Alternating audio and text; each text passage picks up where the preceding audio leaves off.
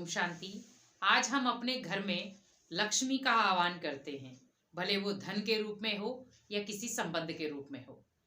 लेकिन आज हम ये सोचें कि हमारे घर में जब धन आता है, कई बार वो धन टिकता नहीं है, रुकता नहीं है। और हम कई बार सोचते हैं कि हमारे घर में धन क्यों नहीं टिकता है, क्या कारण है उसका। क्योंकि हर कोई व्यक्ति धन में बरकत लाना चाहता है, लेकिन बरकत ऐसे नहीं होगी कि आपने 100 कमाए और भगवान को कहे भगवान आप 1000 कर दो।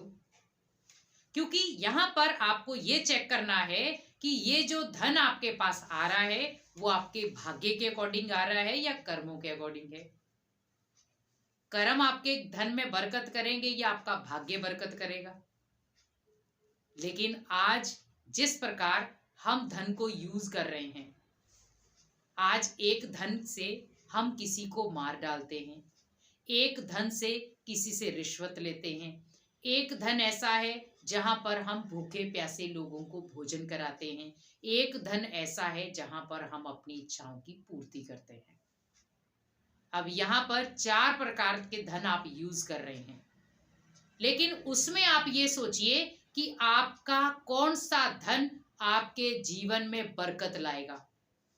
वो है जब आप किसी भूखे प्यासे को भोजन कराते हैं, जब किसी लाचार व्यक्ति को आप अपने हाथों का सहारा देते हैं।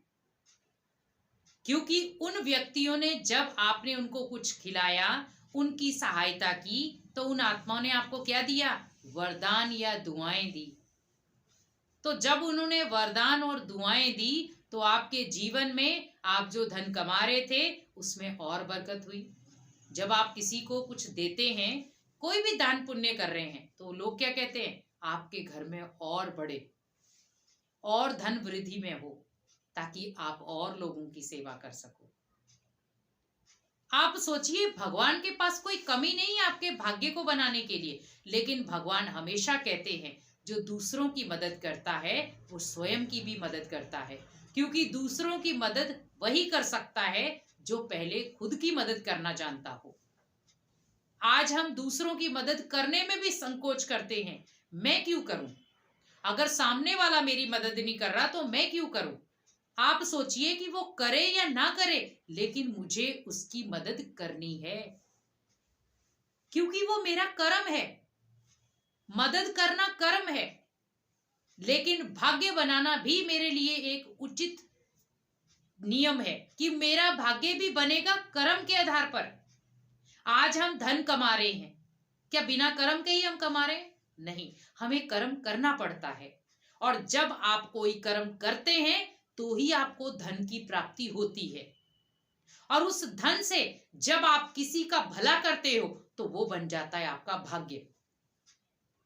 तो ये 3 चीजों पे आपका धन डिवाइड होता है। या तो उस धन में बरकत होगी या धन आपका घर में टिकेगा ही नहीं।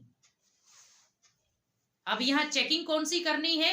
अगर मैं कर्म श्रेष्ठ कर रहा हूं, मान लो कोई उल्टा सुल्टा कर्म नहीं कर रहा हूं धन कमाने के लिए, उस धन को जब मैं लाया घर पर, मैंने घर में भगवान के आगे उस धन को रखा। उस धन को फिर मैंने उठाया लोगों की भलाई के लिए। घर में जो चीज चाहिए थी मैंने वो भी दी, और जहां पर मुझे लगा मुझे आज दान पुण्य करना है, भगवान को देना है, हमने वो भी नित्य नियम किए। उसके बाद फिर मैंने अपनी जरूरतों को पूरा करा। वो व्यक्ति का धन हमेशा बरकत लेता है। लेकिन जो व्यक्ति कर्मों के अकॉर्डिंग धन कमा रहा है, लेकिन उस धन का उसको प्रॉपर नशा हो जाता है, मेरे पास तो बहुत धन है, मैं तो किसी को भी खरीद सकता हूं, किसी भी सामान को ले सकता हूं, कोई भी चीज में पा सकता हूं। उसके घर में धन भरपूर मात्रा में होगा, लेकिन उसमें बरकत नहीं होगी, उसमें खुशियां नहीं होंगी, उसमें दुआएं नहीं होंगी, उनमें प्राप्ति नहीं होगी। जिसको कहा कि जीवन में हर चीज है, लेकिन फिर भी जीवन अधूरा है, जीवन नीरस है। और उसका कारण है कि कहीं ना कहीं हम जो धन कमा रहे हैं उस धन में हमें प्रॉपर शक्ति नहीं मिल पा रही है। क्यों नहीं मिल पा रही है? क्योंकि हम जो धन कमा रहे हैं वो दुआओं वाला नहीं है, कर्म श्रेष्ठ करने वाला नहीं है, भाग्य को उज्जवल बनाने वाला नहीं है। तो यहाँ पर आप बीच में रखें धन को, साइड में रखें कर्मों को, इस साइड रखें भाग्य को। आप सोचिए जो कर्म करेंगे वो आपके धन में आएगा, धन से जो आप कर्म करेंगे वो आपके भाग्य में काउंट हो जाएगा। अगर हम तीनों चीजों को प्रॉपर समझ जाएं तो आपके धन में जो हम बार बार उलझन क्रिएट करते हैं, मेरे घर में तो धन टिकता ही नहीं, मेरे घर में तो धन आता नहीं, मेरे घर में तो धन रुकता नहीं, मैं इतना कमाता हूँ पता नहीं धन जाता कहाँ है, मैं इतनी जरूरतें पूरी करने की कोशिश करता हूँ फिर भी लाचार हो जाता हूँ। उसके बहुत सारे संकल्पों का एक ही संकल्प है कि आप अपने कर्मों की चेकिंग करो। आपके अगर आप कर्मों की चेकिंग करना जान गए तो आपका धन भी बरकत वाला होगा और आपका भाग्य भी श्रेष्ठ बन जाएगा। क्योंकि जिस प्रकार आज व्यक्ति धन कमाने की ओर में है, वो धन कमा रहा है लेकिन उसे ये नहीं पता कि मैं उस धन को किस रीति कमा रहा हूं।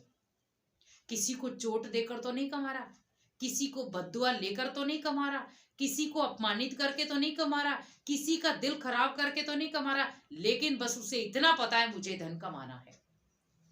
कहते ना धन कमाओ लेकिन साथ में दुआएं भी कमाओ, क्योंकि अकेला धन आपके साथ नहीं जाएगा, धन तो प्रॉपर जाएगा ही नहीं,